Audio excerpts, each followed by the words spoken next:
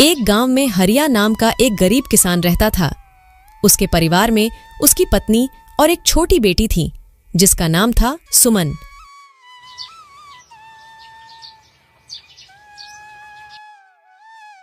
हरिया की अपनी कोई जमीन नहीं थी, इसलिए वह दूसरों की जमीन पर खेती करता और जो कुछ पैसे मिलते उससे अपने घर का गुजारा करता था। पिछले कुछ दिनों से हरिया को गांव में कहीं भी काम नहीं मिल रहा था, जिससे वह बहुत परेशान था।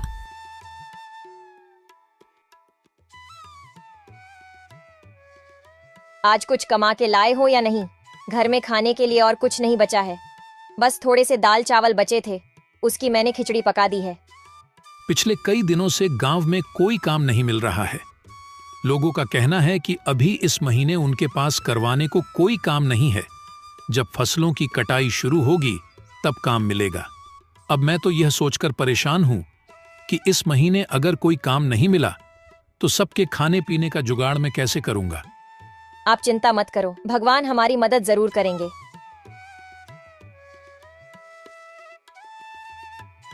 पापा, इस बार गांव में जो मेला लगेगा उसमें आप मुझे गुड़िया दिलाओगे ना? अगली बार तो आपने यह कहा था कि अभी मैं बहुत छोटी हूँ, अगले साल तक मैं बड़ी हो जाऊंगी। अब तो मैं बड़ी हो गई हूँ, तो अब तो मुझे गुड़िया दिलाओगे ना? हाँ बेटा, इस साल मैं तुम्हें जरूर गुड़िया दिलाऊंगा। अब चलिए खाना खा लीजिए, ठंडा हो रहा है।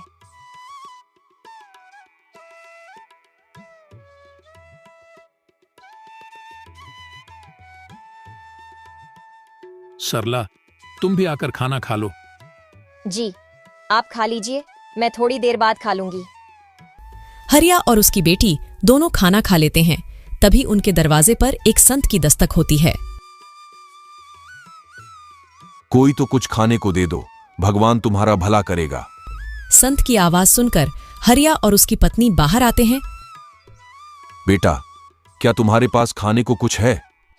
बाबा, हमारे पास तो खुद के खाने के लिए भी ठीक से खाना नहीं हो पाता। हम आपको कहां से देंगे? थोड़े से खिचड़ी पकाई थी, वह भी मैं अभी खा लिया हूं। अब हमारे पास कुछ भी नहीं है। रुकिए बाबा, अभी मेरे हिस्से का खाना बचा हुआ है, मैं अभी लेकर आती हूँ। पर सरला, तुम अगर यह खाना बाबा को दे दोगी तो तुम क्या खाओगी? बर्तन में तो बस थोड़ी से ही चावल बचे हैं। आप इसकी चिंता मत कीजिए, मैं भूखी रह लूंगी, लेकिन अपने घर के आंगन से मैं किसी संत को भूखा नहीं जाने दे सकती। इससे मुझे पाप लगेगा। ठीक है सरला, जैसी तुम्हारी इच्छा। सरला अपने हिस्से का खाना लाकर बाबा को दे देती है और बाबा उस खाने को खा लेते हैं।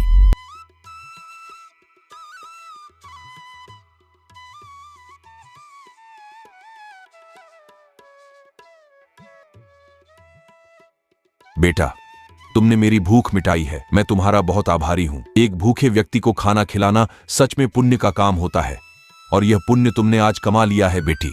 मेरे पास तुम्हें देने को कुछ नहीं है, लेकिन यह एक अंगूठी है, इसे अपने पास रखो, ये तुम्हारी बहुत मदद करेगी। पर याद रखना, रात के समय इसे मत पहनना। रात में इसकी शक्ति बढ़ जाती है, जो तुम्हारी उंगली सहन नहीं कर पाएगी। धन्यवाद बाबा, हम आपकी आज्ञा का पालन करेंगे।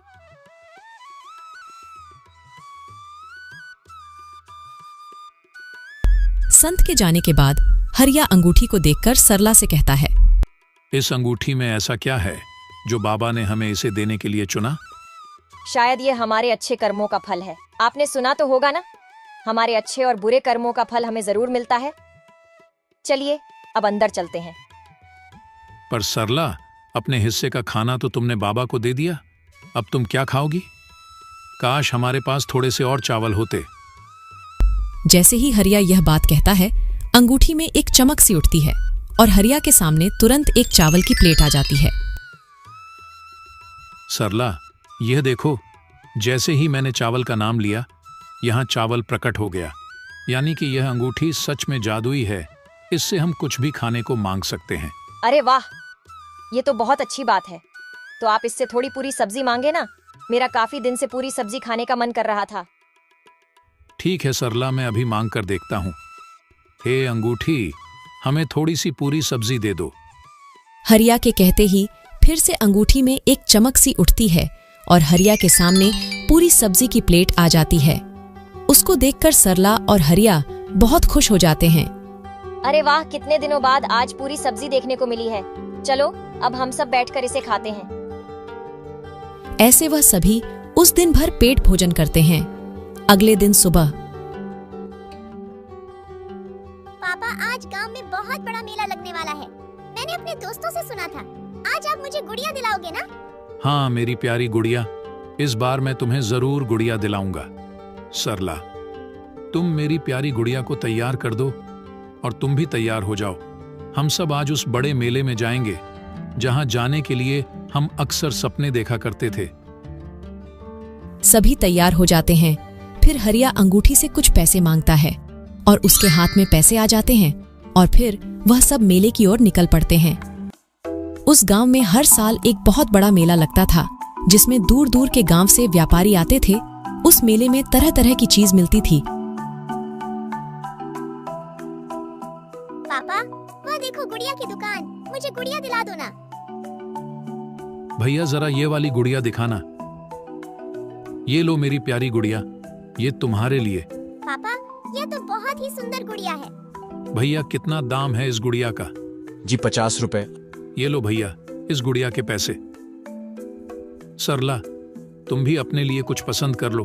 वहां देखो कितनी सुंदर साड़ी की दुकान है। चलो वहां से तुम्हारे लिए साड़ियां भी पसंद करते हैं। भैया जरा वह वाली साड़ी दिखाना। अरे भैया, वह साड़ी बहुत महंगी है, तुम उसे नहीं खरीद पाओगे। कोई सस्ती सी साड़ी देख लो इनमें से। नहीं भैया, हमें वही साड़ी देखनी है, आप वही साड़ी दिखाओ। सरला, तुम्हें ये साड़ी कैसी लगी? ये साड़ी तो बहुत अच्छी है, पर महंगी भी बहुत होगी। सरला, तुम इसकी चिंता मत करो। बस तुम ये बताओ, तुम्हें ये साड़ी पसंद तो है ना? हाँ जी, साड़ी तो बहुत पसंद आई। भैया इस साड़ी का क्या दाम है? यह 1500 की साड़ी है। ठीक है भैया, ये लीजिए 1500 और ये साड़ी हमारे लिए पैक कर दीजिए। हरिया साड़ी को खरीद लेता है। हरिया ने उस मेले में से और भी काफी सारे सामान खरीदे। इस मेले में रामचंद्र के 2 नौकर मोहन और प्यारे भी आए हुए थे। रामचंद्र गांव का सबसे अमीर सेठ था और मोहन और प्यार उसके नौकर। जब मोहन और प्यारे ने हरिया को बहुत सारा सामान खरीदते हुए देखा तो वे दोनों आश्चर्य में हो जाते हैं। मोहन, ये देख, ये तो वही हरिया है ना जो अक्सर अपने गरीबी पर पूरे गांव भर में रोता रहता है। ये देख कैसे सामान खरीद रहा है। आखिर इसके पास इतने सारे पैसे कहां से आए? हाँ प्यारे, यह तो वही गरीब किसान हरिया है। अभी 2 दिन पहले ही तो यह सेठ जी से काम मांगने आया था, पर सेठ जी ने इसे काम देने से मना कर दिया था। चल उसी से पूछ कर देखते हैं। दोनों हरिया के पास आते हैं। और भाई हरिया, कैसी चल रही है खरीदारी? लगता है बहुत सामान खरीदा है आज। हरिया जादुई अंगूठी की बात को छुपाते हुए कहता है। नहीं भाई, बस वह थोड़ा बहुत घर के लिए सामान है बस, और कुछ नहीं। अच्छा हरिया भाई, तुम तो 2 दिन पहले तो सेठ जी से काम मांग में आए थे ना? लगता है तुम्हें कहीं पर काम मिल गया है। हाँ भैया, कहीं और काम मिल गया था तो बस उसी से बच्चों को मेला घुमाने ले आया। अच्छा हरिया भाई, तुम करो खरीदारी, हम चलते हैं। दोनों नौकर वहां से चले जाते हैं। हरिया का परिवार मेला घूमने के बाद घर आ जाता है। आज उनके परिवार के चेहरे पर अलग ही चमकते सभी बहुत खुश थे। पापा, आज तो मेरे पास बहुत सारे खिलौने हैं। अब मैं अपने दोस्तों को यह खिलौने दिखाऊंगी। मेरे पास भी बहुत सारे खिलौने हो गए हैं। हाँ बेटा, क्यों नहीं। अब से तुम्हें जो भी चीज चाहिए तुम अपने पापा से मांग लेना, वह तुम्हें मना नहीं करेंगे। इस तरह हरिया के दिन हंसी खुशी गुजर रहे थे। हरिया ने अंगूठी की मदद से अपने घर के हालातों को सुधार लिया और अंगूठी से कुछ पैसे मांगकर गांव में उसने एक कपड़े की दुकान खोली। दुकान खोलने के साथ ही हरिया की दुकान चल पड़ी। उसकी दुकान पर तरह तरह के कपड़े थे, एक से बढ़कर एक। यह सब हरिया ने उस अंगूठी की मदद से हासिल किए थे। नए नए डिजाइन के कपड़े होने की वजह से हरिया की दुकान पर अक्सर ही लोग की भीड़ रहा करती थी। अब यह बात धीरे धीरे पूरे गांव भर में फैल रही थी कि हरिया जो कितना गरीब था। वह अचानक से अमीर हो गया है और उसने गांव में एक बहुत बड़ी कपड़े की दुकान खोली है। अरे भाई, मैंने सुना है कि हरिया ने गांव में कोई दुकान खोली है। हाँ भाई, मैंने भी सुना है हरिया ने बहुत बड़ी दुकान खोली है। अरे भाई, मैं तो उसकी दुकान को देखकर भी आया हूँ। हरिया ने वाकई में बहुत बड़ी दुकान खुली है और उसके पास नई नई प्रकार के कपड़े हैं। अच्छा, आखिर ये कैसे हुआ? हरिया के पास दुकान खोलने के लिए इतने पैसे आए कहाँ से? भाई, इस बारे में तो मुझे नहीं पता, बस मुझे इतना ही पता है कि उसमें गांव में एक बहुत बड़ी कपड़े की दुकान खोली है। हे भगवान, काश मेरे पास भी इतने पैसे होते तो मैं भी अपना कोई छोटा सा कारोबार खोल लेता। अरे भाई, पैसे नहीं है तो तुम अब हरिया से उधार ले लो। हरिया दिल का बहुत नेक इंसान है, वह तुम्हें जरूर उधार दे देगा। हाँ, तुम ठीक कहते हो, मैं हरिया से एक बार बात करके देखता हूँ। यार, कुछ पैसे तो मुझे भी चाहिए थे। मुझे भी अपना छोटा सा कारोबार शुरू करना है। क्यों ना हम कल हरिया से बात करके देखें, क्या पता हरिया ही हमारी कुछ मदद कर दे। वह लोग इतनी बातें कर ही रहे थे, तभी उन्होंने देखा कि हरिया वहीं से गुजर रहा था। रामू ने हरिया को आवाज लगाई। अरे हरिया भाई, कहाँ जा रहे हो? कहीं नहीं भाई, बस तुम्हारे पास ही आ रहा था। बहुत दिन हो गए थे तुमसे मिले, सोचा तुमसे भी मिलता आऊं। हरिया भाई, मैंने सुना है कि तुमने कपड़े की बहुत ही बड़ी दुकान खोली है। हाँ भाई, बस इसी बारे में मैं तुम्हें बताने आया था। मैंने एक कपड़े की दुकान खोली है और अब उस दुकान से मेरी अच्छी कमाई हो रही है। पर तुमने दुकान कैसे खोली? तुम्हारे पास इतने पैसे कहाँ से आए? देखो भाई, ये बात मैं तुम्हें इसलिए बता रहा हूं क्योंकि तुम मेरे दोस्त हो और मुझे तुम लोगों पर बहुत विश्वास है। कुछ दिन पहले मेरे घर पर एक साधु आए थे। हरिया उन सबको जादुई अंगूठी के बारे में सारी बात बता देता है। जादुई अंगूठी?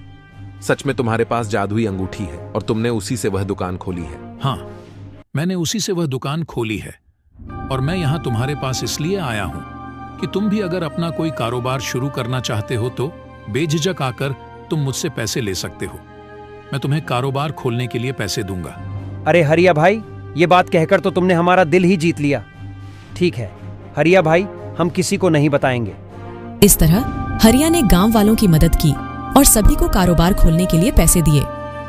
अब गांव के लोगों ने भी अपना अपना कारोबार खोला।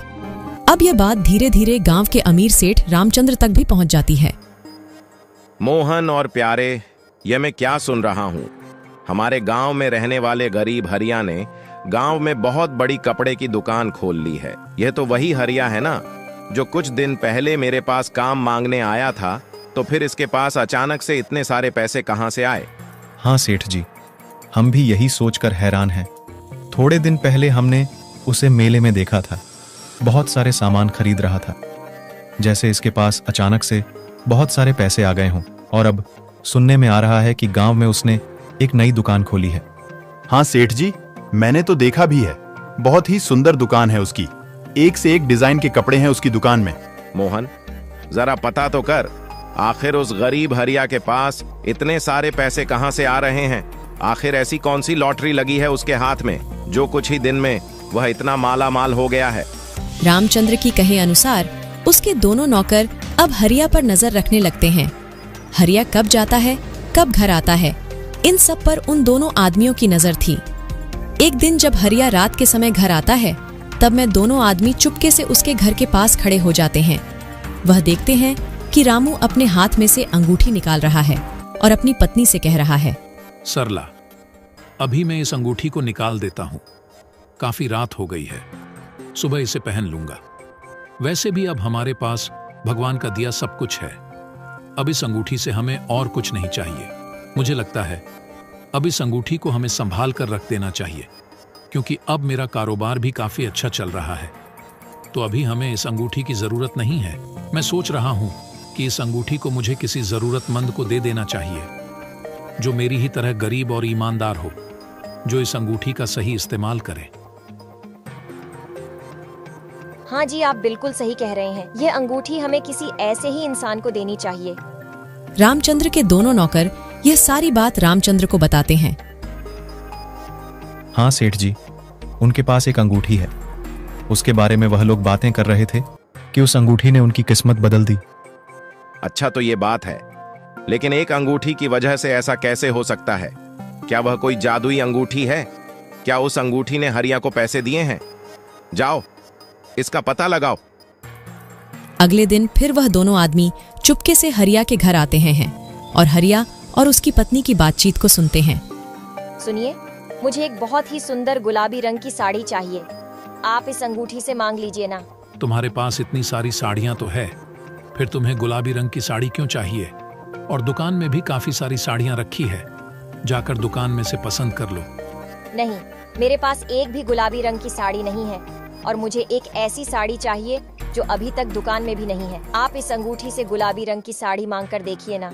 हरिया अंगूठी से गुलाबी कलर की साड़ी मांगता है और गुलाबी कलर की साड़ी प्रकट हो जाती है। यह देखकर दोनों नौकर बहुत आश्चर्य में हो जाते हैं और यह बातें जाकर वह दोनों रामचंद्र सेठ को बताते हैं। अच्छा, तो उस हरिया ने अंगूठी के सामने साड़ी बोला और अंगूठी में साड़ी निकल आई। अब तो पक्का हो गया है, वह कोई जादुई अंगूठी है। तुमने कहा था कि रात के समय वह हरिया अंगूठी को अपने उंगली में से निकाल देता है। हाँ सेठ जी, वह अंगूठी को निकालकर अपने टेबल पर रख देता है। तो ठीक है, उस अंगूठी को हासिल करने का सबसे सही वक्त रात का है। मैं रात को ही उस हरिया के घर जाऊंगा। ऐसा सोचकर रामचंद्र रात के समय चुपके से हरिया के घर पहुंच जाता है। रात के समय वह अंगूठी का तेज बहुत ज्यादा था, वह अलग ही चमक रही थी। अरे वाह, इस अंगूठी की चमक तो देखो, कितनी जगमगा रही है। आखिरकार यही है वह जादुई अंगूठी जिससे यह हरिया अमीर हुआ है। अब मैं अंगूठी को अपने घर ले जाऊंगा और इस अंगूठी की मदद से गांव का सबसे अमीर आदमी बन जाऊंगा।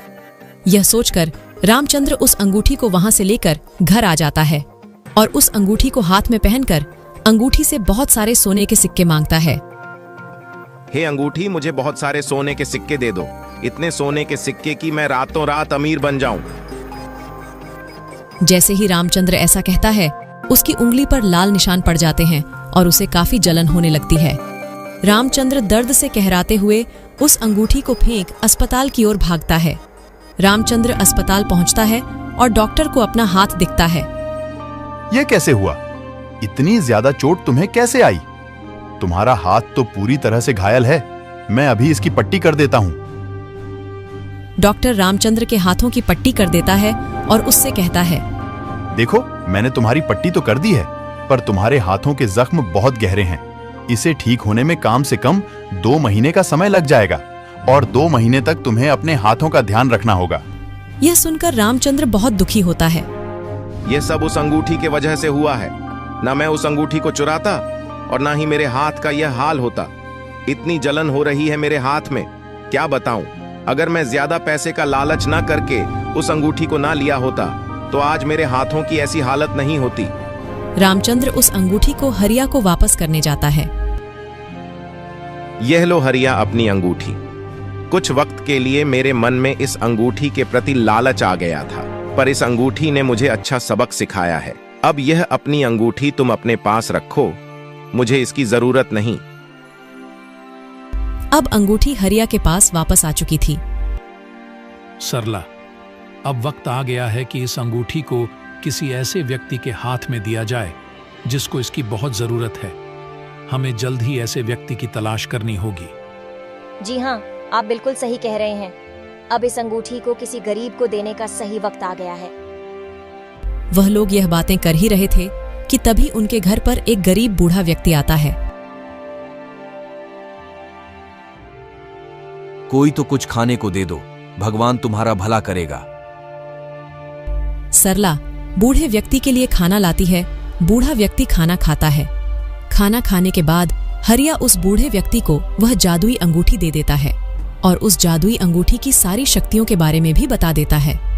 बूढ़ा आदमी बहुत खुश होकर वहां से चला जाता है। थोड़ी दूर जाकर वह बूढ़ा आदमी वापस अपने संत के रूप में आ जाता है।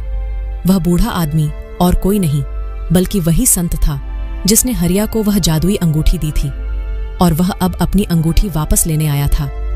हरिया का जीवन अब सुधर चुका था। हरिया ने उस अंगूठी की मदद से अपने जीवन को ही नहीं सुधरा बल्कि गांव के लोगों के जीवन को भी बेहतर बनाया।